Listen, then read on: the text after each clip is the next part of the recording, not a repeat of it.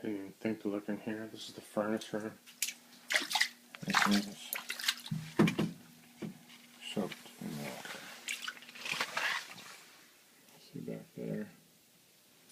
It's all soaked in water. I don't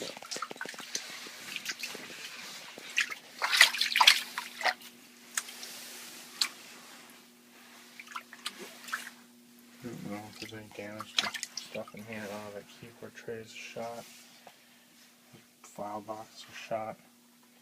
But all the wood and the insulation in there is all wet.